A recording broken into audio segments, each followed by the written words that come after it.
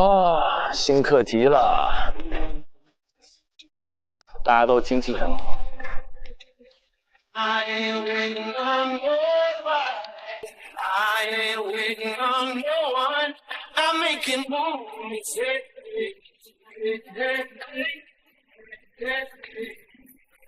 I'm making moves.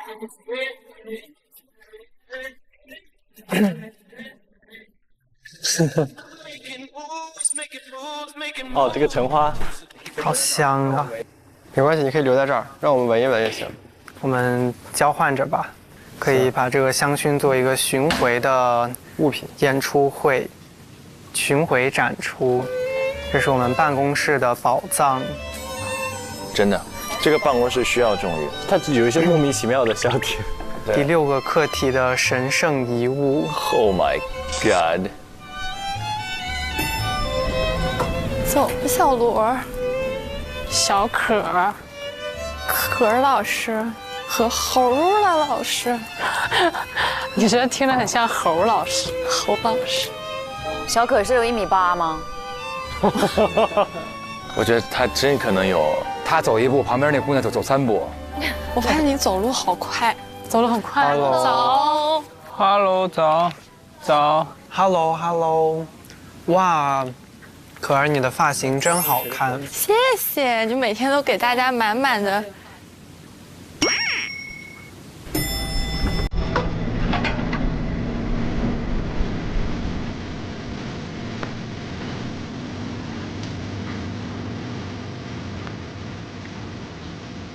Hello， 哇，这又是我觉得你最好看的一件衣服呢。又夸哇，谢谢。你这张嘴怎么这么浅？因为这是事实。哇。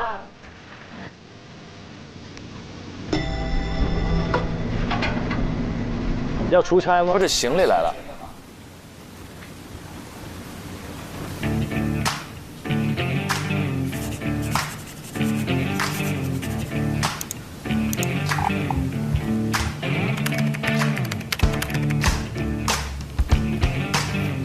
哎，他们昨天熬到那么晚，今天一大早就上班，为什么脸上一点都看不出斑味呀？看来是用了Olay超抗小白瓶，一瓶解决暗糙黄，7天亮，14天白。职场打工人必备的美白搭子，就选Olay。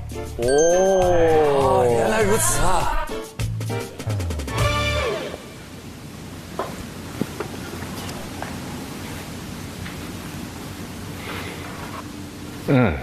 各位同学。稍后呢，我们就过去这个2号会议室，我就发布一个课题给大家。好的。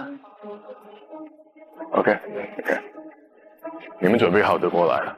又到发布课题的时候了，走吧。走吧 ，everybody， 走吧。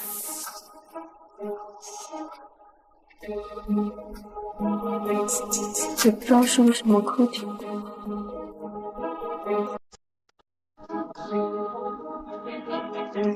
他们每天就跟超级玛丽似的，过一关下一关，过一关下一关。真的停不停的。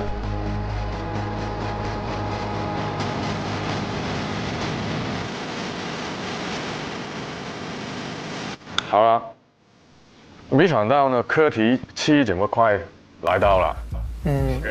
这将是你们这次试着倒数第2个课题。哦，已经倒数第2个了。今天这个课题是呢，现场调查。哇，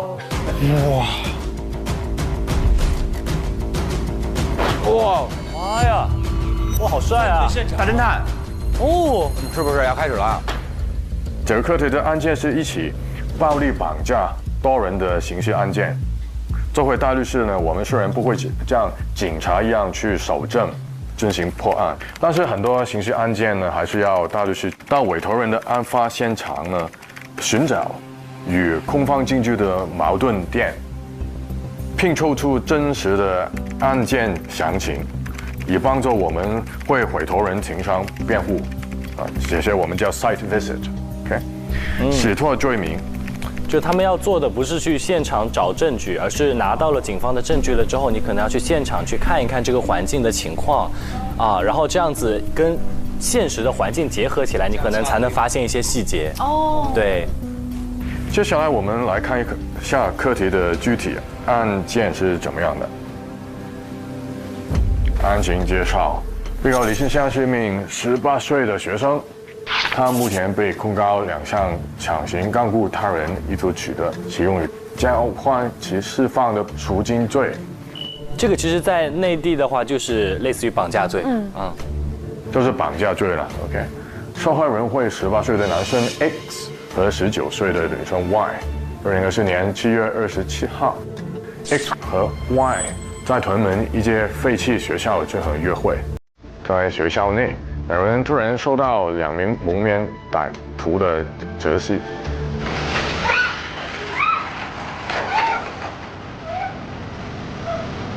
2名歹徒对 X 和 Y 分别进行了殴打和恐吓，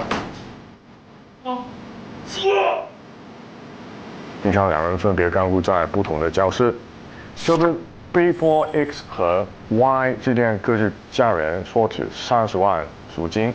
勒索钱的，勒索钱别打人啊。X 和 Y 的家人应要求支付了赎金，过程中 Y 成功逃跑 ，X 后被警察在学校揪出。绑架、暴力胁迫，然后勒索那个资金。通过追查60万赎金的流向，警方锁定了持有收款账户的李先生，并对其进行了逮捕和控告。李先生告知其事务律师，他并没有参与对任何人的绑架，他对涉案的赎金转入他的银行账户并不知情。该账户他曾借给他一名叫莉莉的友人使用。现在委托人李先生要求对其被控罪行进行无罪辩护。好了，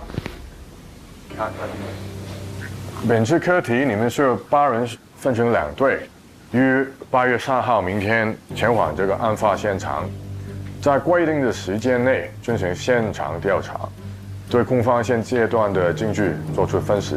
8月4号。2队需要分别以自己队伍觉得最接可视化形式向我们进行追踪的汇报。本次课题有30%的 KPI， 我们会根据你们每队对证物的分析推论以及汇报时的整体表现进行打分，将30%的 KPI 分配给2队。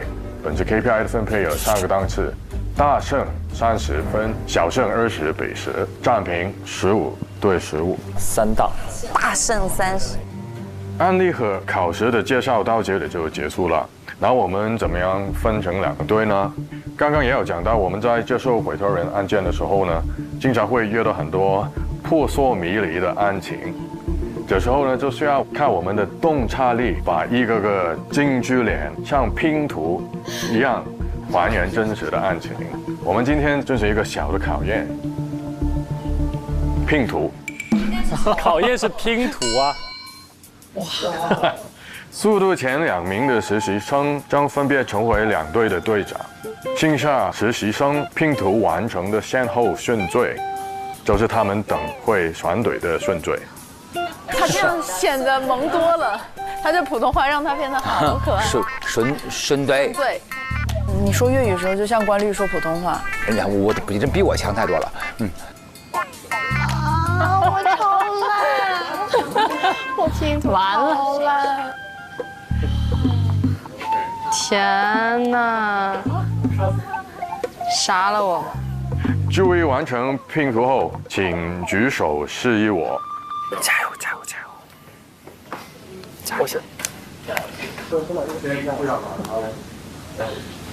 每人一个。哎呀，从这儿已经看出动手能力不行。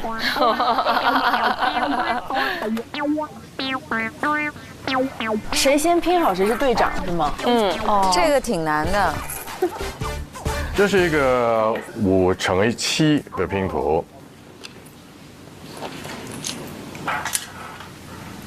OK， 现在开始。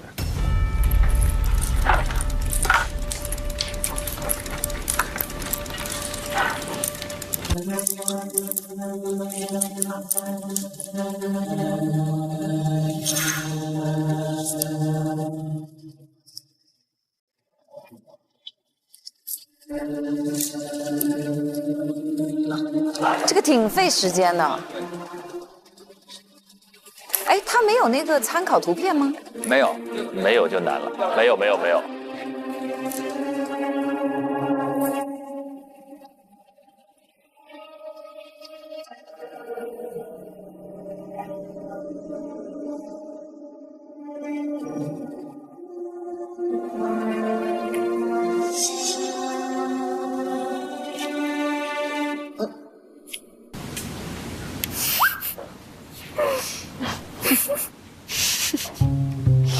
救命！怎么办？紫薇很忙。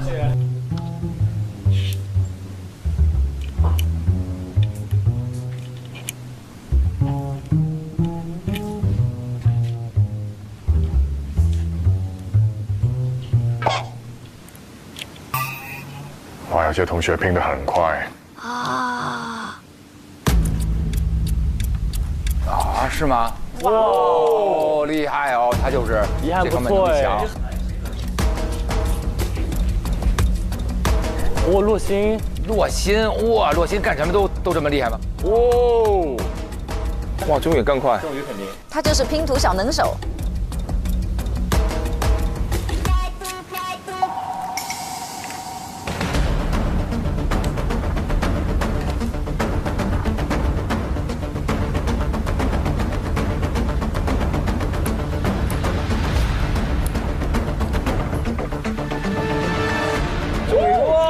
完成了。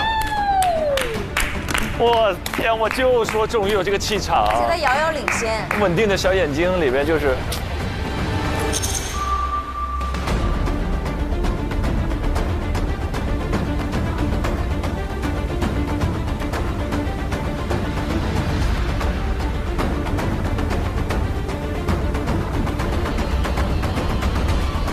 可以了，硬塞吗？我也完成了，我也完成了。Oh my god！ 哎呀，1秒钟落心，差一点。前2名才是队长啊。他第3个。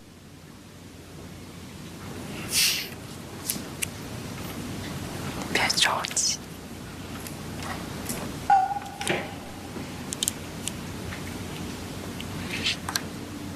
我也完成了。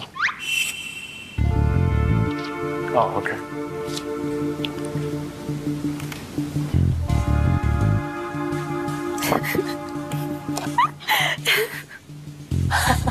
哦天哪呀！在我眼里都长一样。你是可以看旁边已经拼好的同学了。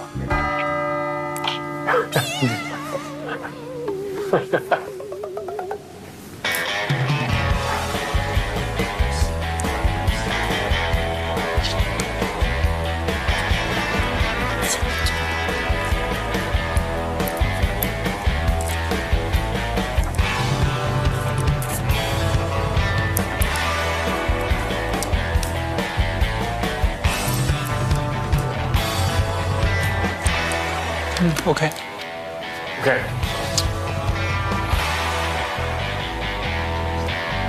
OK。这个好紧张。OK。 7位已经拼完，可儿还是满桌的拼图。原来可儿也是有弱点的哦。目前为止对可儿最难的一个。最难的课题，等我抄完。天哪，我连抄都抄不明白。天哪，光把这些拼图翻过来，我都感觉翻了好久。看出来你小时候是不玩的，虽然我也非常不喜欢玩拼图。哦，这个在这儿，是这样吗？看来明天的勘察也不会很顺利。我拼图也不算很在行的，所以我不会管它。哦，关大力好温暖。很温暖。快了，快了，马上就好了。别 OK， 好了，拼图前2名是陈忠宇，然后呢就是娄以涵。先写上自己的名字吧。陈仲瑜当队长了是吗？对，咱越战越勇啊。哦，所以说我不能选陈仲瑜。我本来想写到陈仲瑜后面了。你太快了。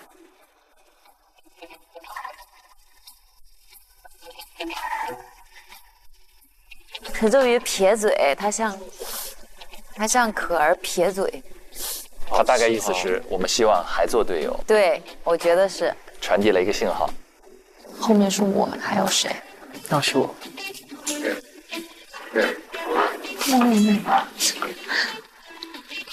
你是第几？第7。那记住了。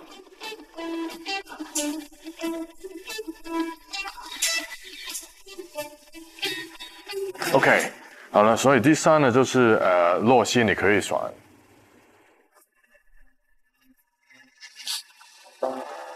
为什么洛星选的时候音乐声音都变了？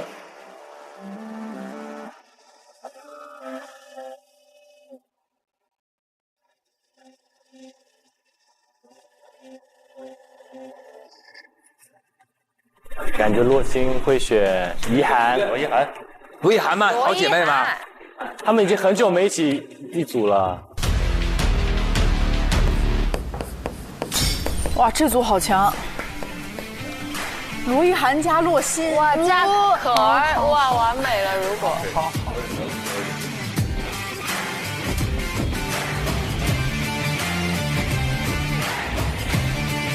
OK， 然后呢就是 Marco 张同学 ，Marco 肯定会跟着洛星选。对的。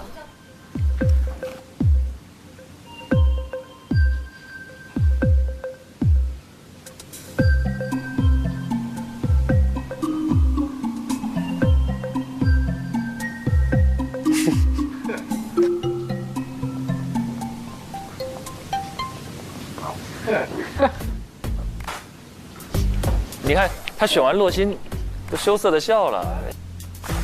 可儿没得选呢。哦，可儿没得选的最后一个。最后一个。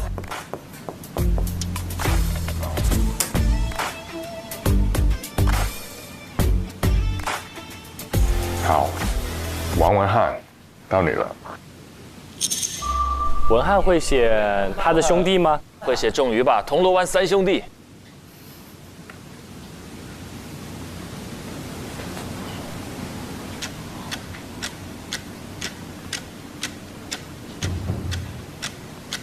文翰可能会跟着怡涵，对他跟怡涵搭配也很好。对啊，就跟怡涵吧。他眼神往上看了，他想给他哥们儿一个点面儿，肯定是。Oh no！ 文翰，你不能这样，那是你哥们儿，你怎么能这样？但是仲瑜不要难过。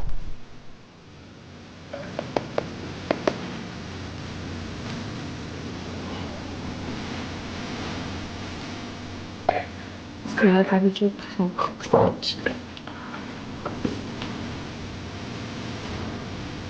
其实你们有没有想过，拼得快没有好处，你是中间才可以算。对，是的。拼得快是没有好处，但拼得慢很局促。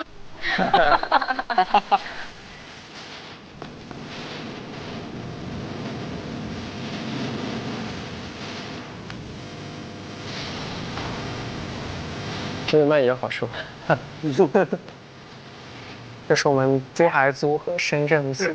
哦，就是真的啊，对这还真是。嗯，上面那一队哦，有仲瑜，有可儿，而且志远他本科学刑侦的，应该也会有一些帮助。志远在刑事方面功力深厚。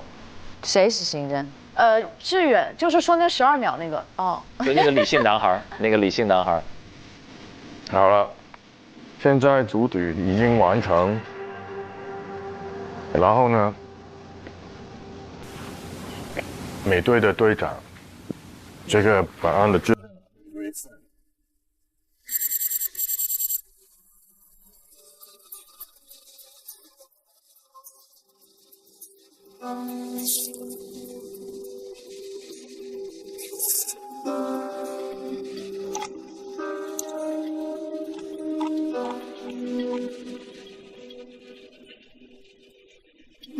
天！这就是目前案件的所有材料呢。那你们往现场的先后顺序由你们2队执行安排，决定出来后请告知我。现在你们可以回去准备了。好 ，OK， 祝你们好运。谢谢关大律师。这个拼图是拼图自己存着，这是我人生的第一块拼图，也是我的第一块。深圳对珠海。无缘了，罗老师啊，无缘了，又无缘。罗老师笑得好憨。走吧。哇，罗老师跟洛欣这个搭配真的，走。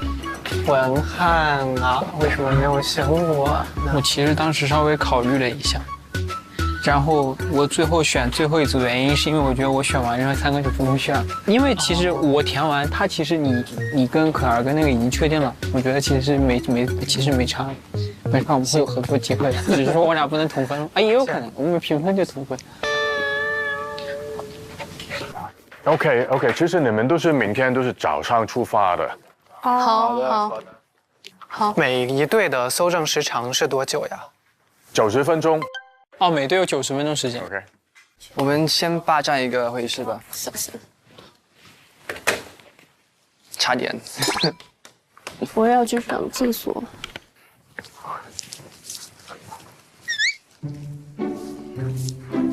我已经去了好多次厕所。我觉得我们3大不可能输了吧？你能不能不要每次一开始就说这些话？为什么在说不能输了吧？那你也别说了。我觉得没可能，我一定会赢。你以后从今天开始不许提输和赢当中的任何一个字。大赢。不许提。姐弟组合真的很姐弟。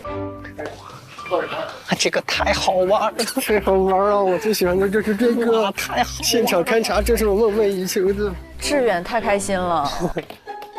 太好！你是读警察学的？是的。哦，读侦查的哦，他就喜欢破案。那还没搜过绑架案呢，可能搜的就是那种故意杀人现场，有血迹啊这种。哦，真的现场吗？对。哇，我们做一做研究。好的。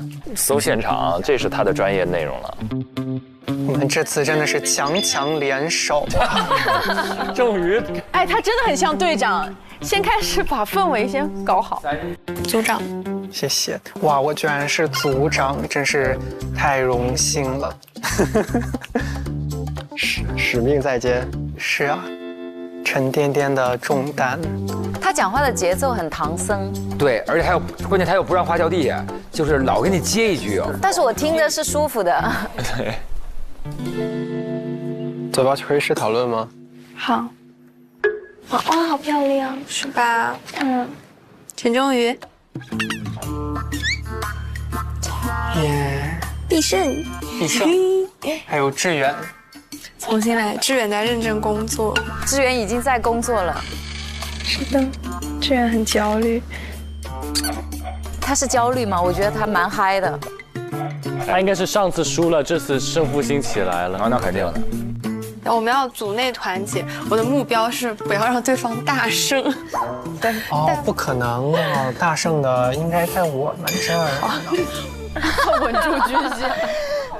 那我拉一个群吧，就叫少年侦探团吧。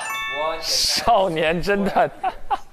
就少女就在里面就扮演一个若有若无的角色。少年包括男女。你们看过《名侦探柯南》吗？少年侦探团里也有一个步美呀，也有一个灰原哀呀。对啊，少年这个概念是涵盖少女的。好了，圆过去了。哎呀，我觉得其实这个案件有好多可以分析的地方。你有没有觉得，其实就是写一个 closing submission， 但是不知道以哪一种可视化形式？我觉得应该是做一个 PPT， 然后把证据给整理成一些图表。而且王文翰好像很会做 PPT， 是吗？有所耳闻。对，有所耳闻。文翰没想到是以这样的方式让大家知道的。出圈了哈，可以。是不是在公司里只要干一点点小事就能被传的？好像很会做 PPT。知道了。I'm very bad at 做 PPT。我可以做。那我们先看一下这个案情摘要吧。对，我们先看一下，我觉得。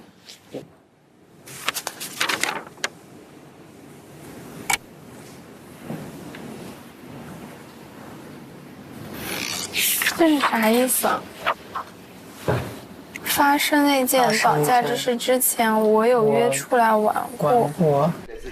它是粤语的直译口供，因为这是香港警方给的内容，需要翻译。哦，他高高瘦瘦，亮亮女女有少少个。我事后有笔签名文笔巨庸。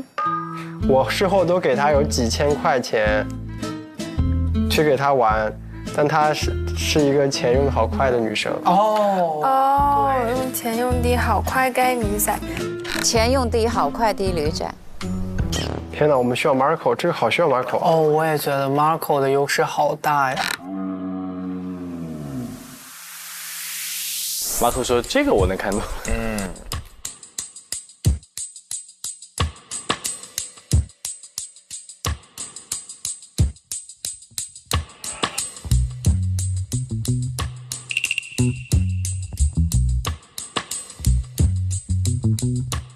我说这里好多粤语的，你能不能看看有没有什么特别需要注意的粤语的点 ？Marco， 唯一能看懂粤语的人。看不懂啊。没有哪些是看不懂。你可以把这两段跟我们讲一下吗？你一对一翻译一下这两段2和3。太好了，还有翻译。大约今年4月的时候，他认识了一个叫做 Y 的一个女孩子。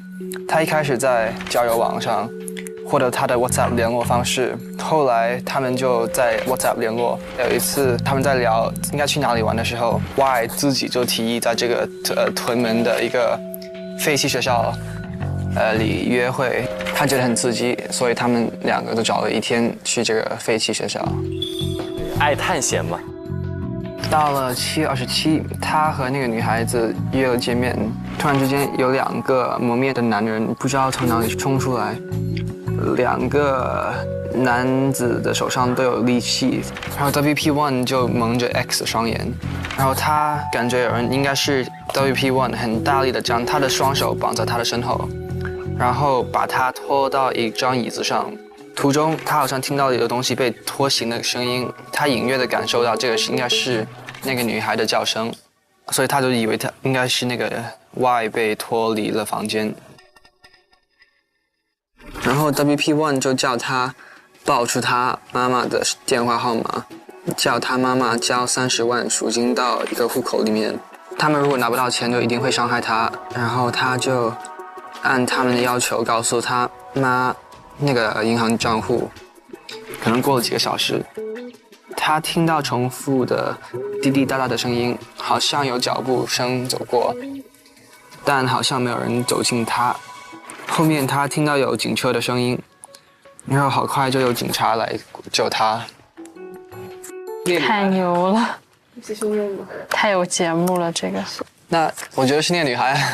确实需要你念，你再接着念。可以。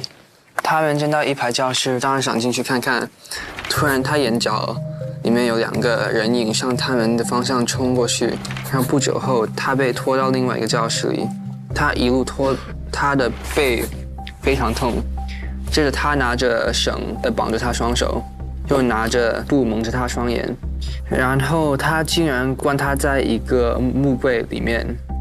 过了一段时间，有人把他从柜子里拉出来，然后放他在那个椅子上，叫他报出他妈妈的电话，要跟他妈妈讲用30万赎他。但他也按照他们的要求打了这个电话。打完电话后，他们应该就走开了。那里很静，什么声音都没有，令他觉得很害怕。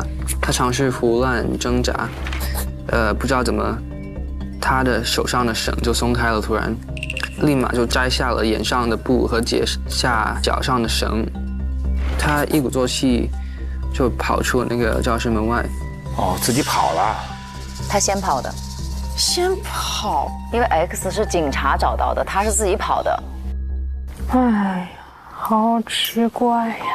Y 自己就提议在废弃学校约会，他觉得有2个磨灭的男人冲出，他好像听到有个东西被拖行了，他隐约的感受到这个应该是那个女孩的叫声，非常痛。他听到重复的滴滴答答的声音，好像有脚步声，会很近，什么声音都没有，令他觉得很要跟他妈妈讲用30万赎他。这两边的口供不太一样，有很多矛盾的地方。对，我觉得要不先把图片先看完，看完我们再一块讨论一下。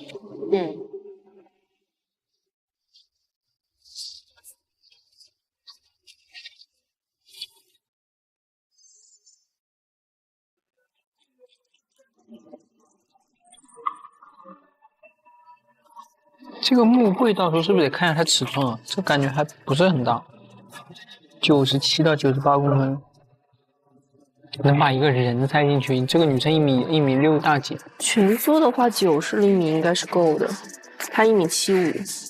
啊？这么高？可是你再怎么蜷，难道是这样吗？腿抱到身上，相当于上下半身要折叠才能塞进这个柜子里。这个可以现场看一下尺寸多大。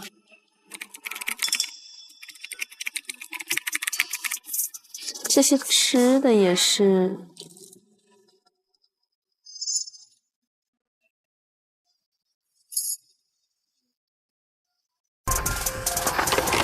天哪！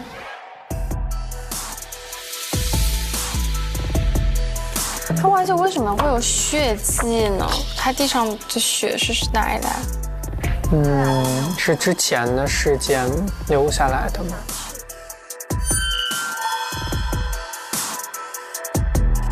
这个药瓶是起到什么作用呢？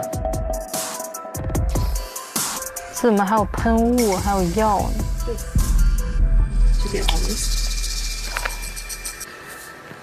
怎么突然觉得这个案件复杂了起来？现场刀具，就这个刀具不知道是干嘛，用来不太像威胁别人用的这种刀，太小。现场刀具怎么那么干净？在证物第89。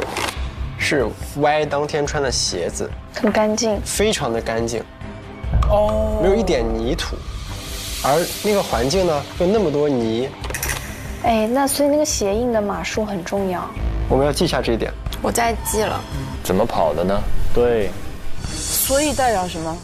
代表 Y 现在嫌疑在一点一点增大。女生约他去的那个地方，突然蒙面人就冲了出来，然后女生又干干净净的鞋走了。对。哦，女孩是不是同党了？听起来像哎，听起来有点像。然后2个蒙面人又怎么知道一个废弃学校会有一对少年呢？对啊。而且他应该走的不是第一间空间。他说他走的是第一，但这种也不能靠去现场，看起来就很难藏人啊。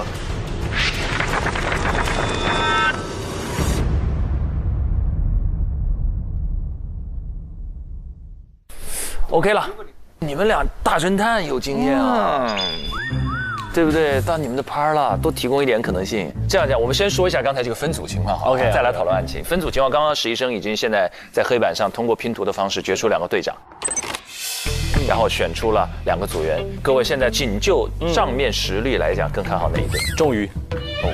为什么？因为他是逆风，我觉得逆风能翻盘。他都已经顺过一阵了，现在刚刚顺过了，你不如说他名片转运了，转运的风一直吹到了绑架案现场。你们呢？你们觉得？我觉得是罗意涵和洛心那组，因为他们的斗心很强。这个点不要被忽略了，因为他们落后了嘛，现在。这倒是，洛心憋着一口气呢，可能会就发力。对，我觉得洛心很稳。就是那案件光图片就95，就是它信息非常庞杂。是的，但是我觉得洛心是非常善于在庞杂当中理出一个完整的逻辑线，然后进行一个非常有效的推断的人。他的处理器特别强。对，就这意思。然后再加上罗一涵，确实，罗老师也很稳哦。对，但是向志远他有这刑侦经验啊，是吧？他之前看过很多案件。对，我觉得这个优势还蛮大的。对，而且他们组还有可儿，可儿在汇报上一定有很大的优势，对吧？是的。那我觉得还蛮平均，因为你说稳的还是稳嘛，洛星啊、可儿都各自很稳。然后后来就是开始发力的文翰跟仲宇都开始追上来的感觉，好像是在牌面上看不出很大的优势，我觉得都有优点。对，我觉得是罗一涵队会大胜哎。啊，这个依据是，因为我们参加过竞演类或比拼类的节目，越快准狠组队的队伍越是最强队伍。哦，他们比我们更了解彼此，是迅速集结。那是不是因为是你参加的呀？因为我以前也非常快很稳的组团队，后来输得一塌糊涂的呀。就是我组的是最快的，一般。老犬神经病，我们玩的可开心了。悲欢并不相通。OK， 然后这里面还有一个小意外，就是仲瑜的这个队长身份。不意外啊？为什么是意外？他凭实力拿了队长，他确实凭实力。他第一次第一名哎，对不对？对。那我们还是要给他一个掌声吧。我觉得不管怎么样，仲瑜第一名了，第一名了啊！拼图第一名。对啊。他拼完之后是这样，很严肃。Yeah，that's me。夸我。但是仲瑜当了队长之后，在那个办公桌旁边，他说了一句，他说：“哎呀。”你们好像都比我强，我们这支队。说一个队长，他所有的队友都比他强的话，这个队伍要怎么带呢？这个是个团队，不是每一个都打实力的，就有一个人做分配，一个很重要。我在那个街舞，我也是队长。哦，当我队长，我凭什么队长？我就是凭一切都是队长。凭因为厉害的都是舞者，明白？我只能在做后勤的分配他们这个哪个是最厉害的，放在哪个位置，有点像那个足球队的那个教练啊，他不下场踢，但是他比较客观去看整个是也是需要这个人的。重点是在于队长相对还不要是能力强的。我觉得是凝聚力强的是最重要的，他能给大家情绪价值跟拱这个团魂，那个是我觉得最重要。很多时候，团队当中的领导者，他更多的是一种服务者的身份，就他把大家组在一起之后，通过他协调，就是让每一个人发挥他自己擅长的那个东西，是，然后提高团队的战斗值。我觉得这是在团队当中领导角色当中一个很重要的潜质。你看，所以他很快的发现了，你看侦查的有支援，然后他们说缺一个 PPT， 这时候领导我补上。我来给你们服务，你们担忧的这个东西我来解决，哎，剩下的你们各司其职。我觉得他的这个思路就是在这个当中不一定是劣势，就反而是一个很好的粘合剂。你要这么说，仲瑜真的很好队长。无论是谁，只要跟仲瑜一队，都会觉得自己是最优秀、最强。发现没有？而且是哈，会很坚信这一点。他不管跟谁，他就要把手一牵，强联手。哎，稍微有点怪。在这个团里面还真没有第二个像他这样的角色，没有，所以他占了这个很重要的位置，对，舒服的位置。OK， 那我们回到这个绑架案本身来讲，大律师来到现场，刚才关律也介绍了，跟这个警方在现场他们的诉求或者目的是不一样，他要找一些是不是跟口供里的疑点或者说有问题的地方去突破。何律帮我们科普一下。就这个案件，它在就是整个刑事案件当中的环节是什么呢？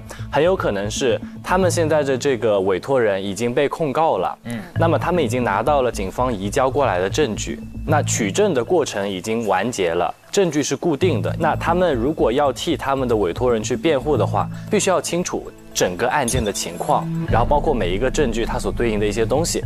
所以他们现在要做的一件事情，就是到这个现场去，尝试结合这个具象化的一个环境，然后呢去印证一些证言或者是物证啊，然后把整个故事在他们脑海里面就是圆起来，然后他们最后不是要做一个这个汇报嘛？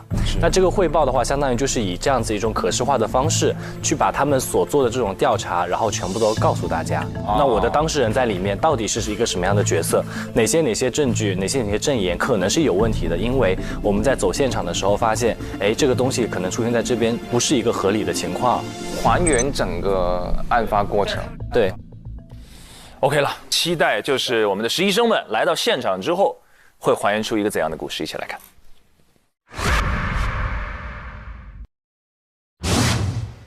哇，漂亮的太阳啊！我现在感觉这案子好复杂。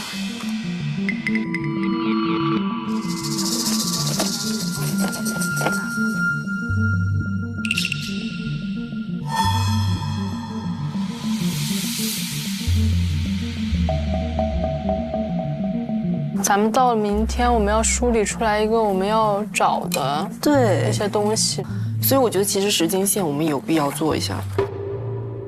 我觉得时间线很有必要。那我就先开始做时间线了。我先把这个证据的已有的证据的清单给做出来。开工。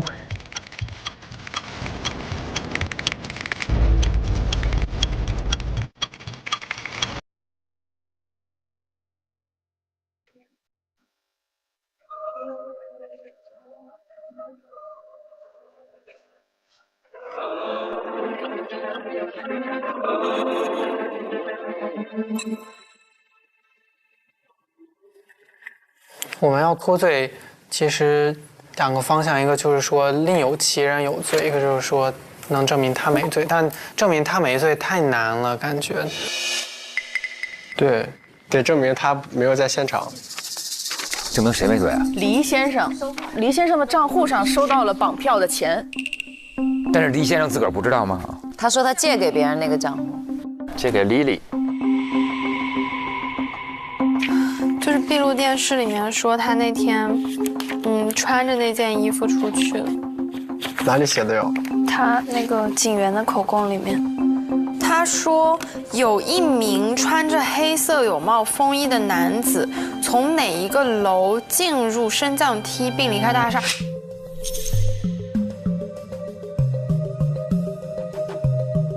他又没有说那个人一定是黎先生，而且是穿的是黑色有帽风衣，戴着绿色鸭舌帽，你真的能看清是谁吗？哦，所以其实那个人我们完全可以合理怀疑不是黎先生。在早晨10点32。可是他们约的时间是10点32，就在门口遇见，然后他们一走进去，那当时疑犯应该已经在里面蹲着才对啊。对呀。然后你现在才从这进入升降梯。李先生住我们这儿，住 Quarry Bay。对啊，过去要1个多小时，对，超级不合理。除非李先生有瞬移，明显就不是他，所以就是这个时间帮他脱罪。就是这是2个合理疑点嘛。首先我们怀疑这个人就不一定是他。然后even if 是也是帮他脱罪。对，哇，你真是太机智了。真的这个时间好关键啊。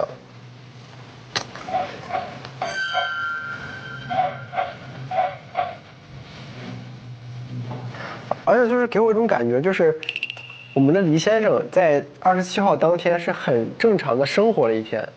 他去了超市，去了便利店，他点了一个 Deliveroo，点了一个户送，就感觉他正常生活一天，根本没有在意自己的账户里有这么多资金波动，有没有这个感觉是吧？哦，对，我们的这个李先生是多么单纯的一个人啊，就像我的港硕生活一样，就是这样的，每天超市买，便利店买。他带入了。去买的时候，肯定他买这些东西，他不是去惠康吗？店员的对，有店里面的 CCTV 口供，就比如说我见到他了，在这个地方，或者说店里也有监控，这都可以调的。所以这个就是他的不在场证明。对。我们今天晚上要不要先就是想一些故事的可能性？我觉得要，就不能明天再去想。对，你跟我一样，我跟你说，现在有你在真太好了。就我一直就是扮演这个角色，不能明天再去想，我们要今天想。但是他们很配合的，就是你只要 raise， 他们都很配合，他们都是指哪打哪型队员。你看他的表情，只有你压得住他。没有，他可以的。而且这次我们都是队员，我们的压力很小，然后我们一切都由队长来兜着。我想把那个文字版的时间线发你们吧。对，梳理时间线确实非常重要。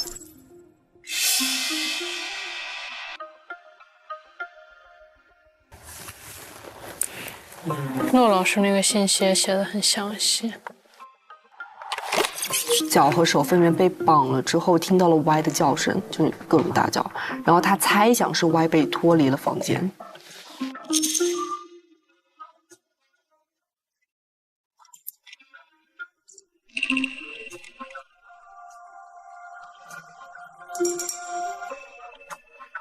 所以说 Y 这个很奇怪，他腿上没有受伤啊，只有右手手掌心和背部下方位置有轻微擦伤。那 Y 白色太干净了，对，因为那太干净了。除非就是他压根没有被脱，怎么可能被脱了之后这么干净？因为毕竟他也没看到。但我觉得被脱伤势肯定不止他那样。好疑惑这个东西。我这点也是，他被布蒙住眼睛之后，尝试用身体撞，但他立刻打开柜门，扬手又要打我。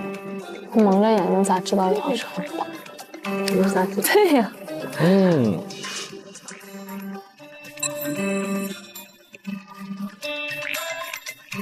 对，Y说特别安静，安静到让他感到害怕，而且他们所有的吃的东西都是在教室3里面，合着3个人都在 Y 旁边吃饭呗，吧唧吧唧的，然后 Y 还说特别安静，一点声音都没有。Y 一定有问题，对，这肯定是很有问题。就是有可能他在那并不是一个被关在柜子里然后的一个状态。我甚至是觉得 Y 跟他们一块吃的 ，Y 可能根本就没被绑起来。所以说 Y 这个很奇怪，他确实背上是有一点点的擦伤的。这个擦伤甚至有可能是他自己就是回去以后再擦，不一定是在现场擦出来的。我觉得这个东西其实我们不能去正向证明我们的委托人没去过现场，应该反向去证明另外一个 theory， 就是那个 Y 他在现场根本就没有遭受这些事儿。因为你想证明我们的委托人没有去过现场，你的搜索点就不会是现场，而是他家里啊，或者是其他的一些东西。所以我们想证明的一个东西，应该是现场发生过的事情，就明摆着是这个 Y 自己策划的。可以，厉害。他就是这种思路特清晰。他们俩走了2条路了，2支队伍。天啊，2个强大的 CPU 在一起坐着对面。我现在把那个证据清单整出来了。我这个就是按照一个人的调查跟一个物的调查。滴滴答答是什么东西啊？滴滴答答可能是某个房间漏水吧？有可能。这滴滴答答是不是就想描述，其实这个脚步声很轻，所以是一个很轻的女孩的脚步声？但他确实，我们明天应该去特地注意一下那个脚步。然后物的调查的话，就是这就直接列了编号跟那个物证还有数量。当时听到了很多车的声音。对，这个你不可能一个很偏僻的地方还有大马路，有人来来往往吧？对呀。你们去现场可以看一下。先回去，我们先回去。可以回去吧。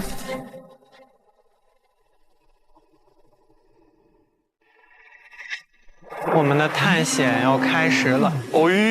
哎呦喂 ！Oh my god！ 他这个拖拽的痕迹像是拖了人的脚，像不像？真的很奇怪。所以他是从这个门跑的。不，我觉得他不是往这边跑的。这不对劲。它是可以装那些 laughing gas 针管，后面也有一个针管，所以这个可能长期都是吸毒的地方。是不是那个女生也吸毒？因为了这个所以要骗钱嘛。2个人都提到说歪女士被扇了一巴掌，但是在歪女士双亲鉴定中体现说脸部没有任何的伤痕。其次，第2点就是这边我要停一停你，因为扇一巴掌其实留下的伤痕也可以很发散。我们根据这个对证据还有证人的分析，很有可能是 Lily 自导自演了这一场绑架案。为什么有这个推论呢 ？OK， 请等一下，我稍后就发邮件。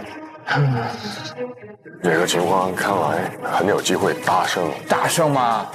我收到了，来了。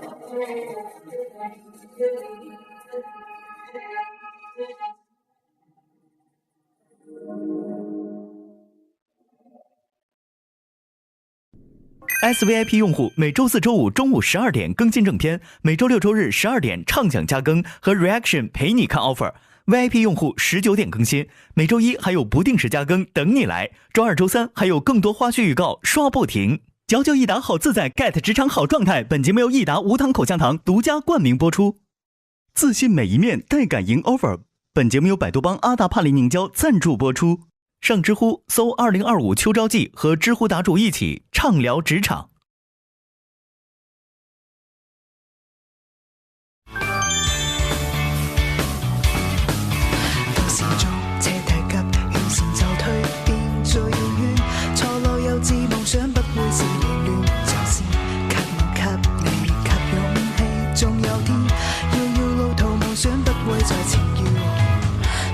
手緊握這挑戰不懼，更多的感慨不缺道理，無畏懼再去跟看一切，再一次挑戰我嗎？競技會在哪方？奔跑人群中，世界能屬我，交出每個爭鋒的答案，無懼那一天可會踏破精彩每一步，這一生痴心夢想，誰會在意它？奔跑人群中，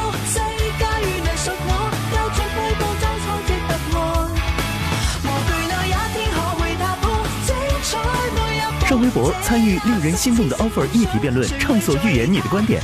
更多精彩资讯尽在新浪娱乐、微博娱乐、微博综艺、新浪综艺。感谢至于成果娱乐、影视聚焦、环球在线、Do News、天意视讯、网易有道词典、中华万年历、未来之光、西装竹的大力支持。感谢丽丽城传媒对本节目的大力支持。